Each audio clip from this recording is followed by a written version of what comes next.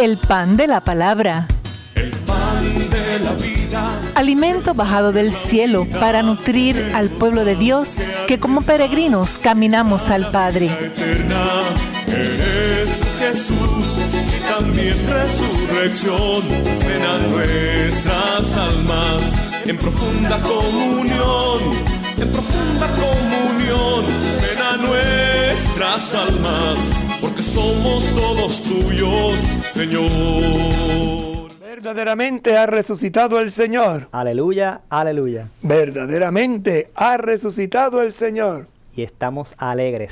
Verdaderamente ha resucitado el Señor. Y somos testigos de todo eso. Y por eso estamos reunidos una vez más en este programa El Pan de la Palabra, compartiendo ilusiones, compartiendo proyectos, no desde nuestra experiencia solamente, sino de esa experiencia con Jesús resucitado, que camina contigo, camina conmigo, camina con nosotros, de una manera nueva, distinta y diferente. Con ustedes está Jesús Quintana Rivera. Padre Rubén Antonio González Medina, obispo de la diócesis de Ponce. Aleluya. Estamos en Pascua.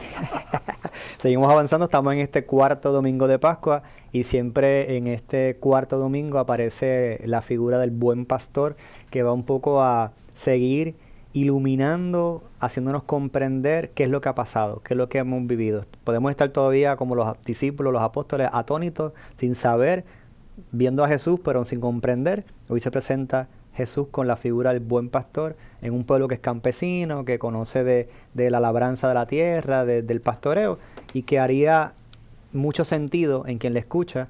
Yo soy ese buen pastor que da la vida por sus ovejas. Y fíjate que va desde una experiencia de palabra. Cristo ha resucitado. Palabra que se hace comunidad, asamblea, el domingo pasado. Esa asamblea que recibe una palabra de aliento y se comparte con un signo, la mesa.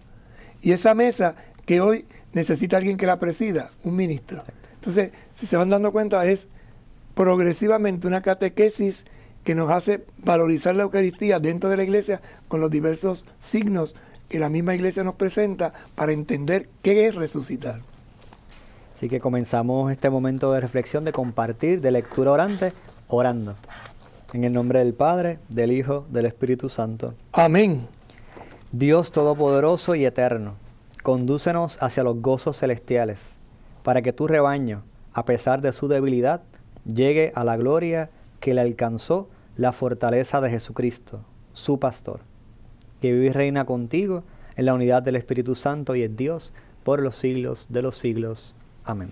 Ciertamente que las oraciones de nuestra iglesia, que son breves, como otra vez hemos dicho, ¿verdad?, precisas y concisas, tienen un sabor que cuando uno las ora, no simplemente las lee en oración, sino que hace de esas letras una oración, te dan una serenidad, una sabiduría, un gozo interior profundo. Por ejemplo, hoy, ¿no?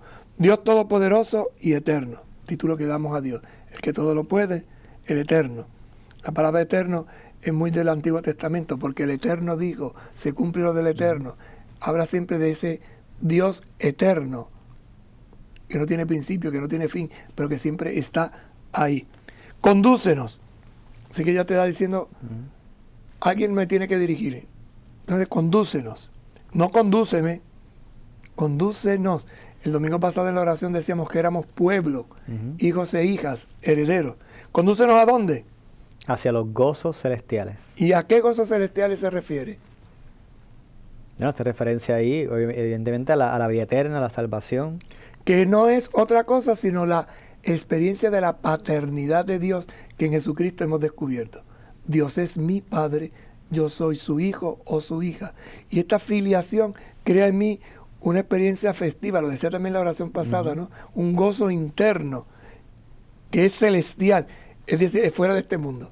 Hay gozo en la tierra y disfrutamos, pero es que cuando hablamos de gozo celestial es otra cosa totalmente, ¿no?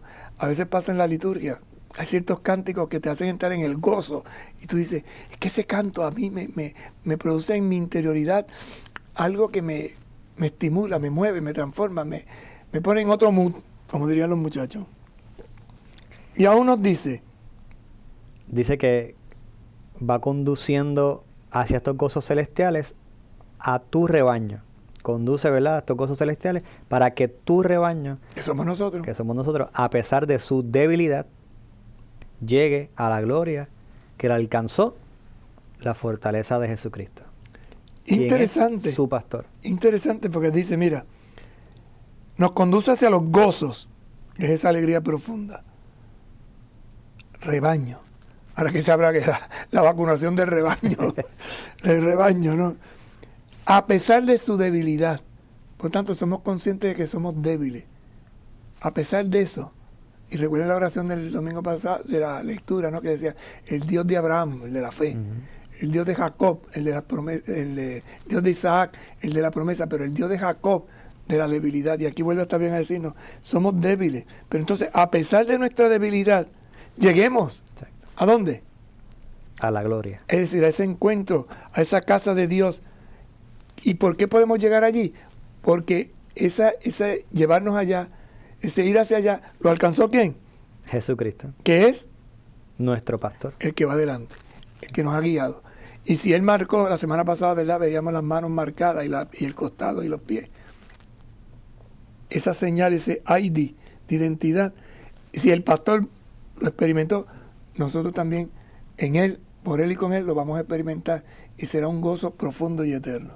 En unión con lo que veíamos el domingo pasado, vemos que al hacer la relectura desde nuestra humanidad, pues vemos nuestra fragilidad, nuestra debilidad, pero aún así, en medio de esa realidad finita, limitada, vemos que vamos avanzando hacia ese gozo celestial porque vamos siendo conducidos por el pastor, por nuestro pastor, que es Jesucristo. Entonces, reconoce que bien vamos avanzando no por nuestras fuerzas, sino por las fuerzas de Jesucristo. Reconoce que aún en nuestra debilidad no nos detenemos, seguimos adelante. Reconoce que ese ha sido es el plan de Dios, porque el Dios Todopoderoso, el Dios que siempre ha existido, el Dios que siempre existirá, nos conduce hacia su encuentro. Por lo tanto, esto es algo que ya estaba preparado, que ya estaba planificado, que nosotros somos parte ahora de este rebaño. Vamos avanzando, vamos en camino y, como decía Pedro en su discurso, y lo escucharemos también en este domingo, nuevamente, ahora frente a las autoridades, esto ha sido obra no mía, no tuya, no nuestra, sino de Jesús. Y ahí es donde vamos viendo el hilo conductor de los domingos. Recordemos que la palabra domingo significa día del Señor. ¿Quién es el Señor? Jesucristo es el Señor. ¿Por qué Jesucristo es el Señor? Porque ha resucitado. Entonces, desde el domingo de Pascua, vamos viendo todo un camino, ¿no? Un camino de resurrección.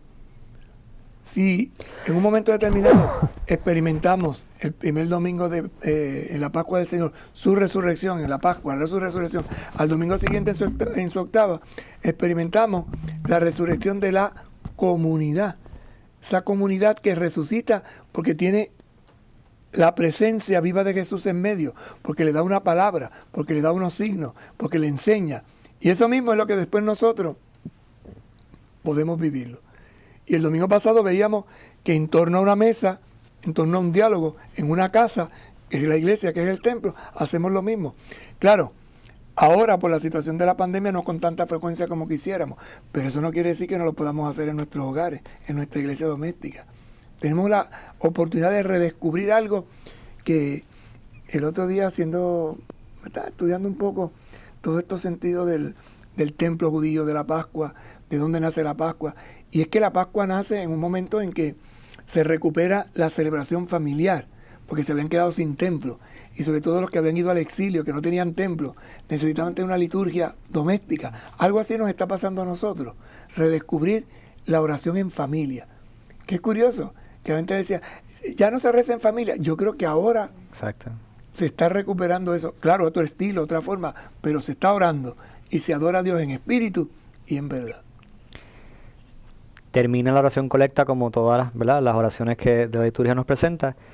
Precisamente ese que nos guía, que nos conduce, que nos lleva, que nos hace reposar como rebaño en esos verdes campos, es el que vive, es el que reina, es el que está unido al Espíritu Santo, el que es Dios por los siglos de los siglos. Por tanto, termina reconociendo que lo que Jesús ha vivido y ha experimentado, la pasión, la muerte, su resurrección, también lo quiere compartir con nosotros. Él va adelante, resucitado, y nos lleva a nosotros hacia la resurrección. Vive, reina, es el Señor, el Dios de la historia, el Dios que acompaña, el Dios que guía. Por los siglos de los siglos. Amén.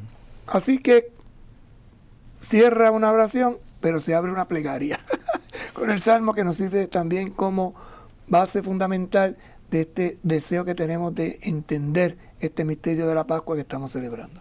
El Salmo 117, que aparecerá continuamente en este tiempo de Pascua. Den gracias al Señor porque es bueno, porque es eterno su amor. Den gracias al Señor porque es bueno, porque es eterno su amor. Es mejor refugiarse en el Señor que fiarse de los hombres.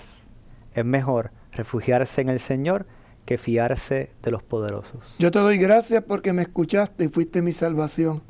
La piedra que desecharon los constructores es ahora la piedra angular. Esto ha sido hecho por el Señor y es admirable a nuestros ojos. Bendito el que viene en nombre del Señor. Nosotros lo bendecimos desde la casa del Señor. Tú eres mi Dios y yo te doy gracias. Dios mío, yo te glorifico. Den gracias al Señor porque es bueno, porque es eterno su amor. Den gracias al Señor porque es bueno, porque es eterno su amor. Eucaristía, dar gracias a Dios. ¿Y por qué damos gracias a Dios? Porque es bueno. ¿Y por qué es bueno?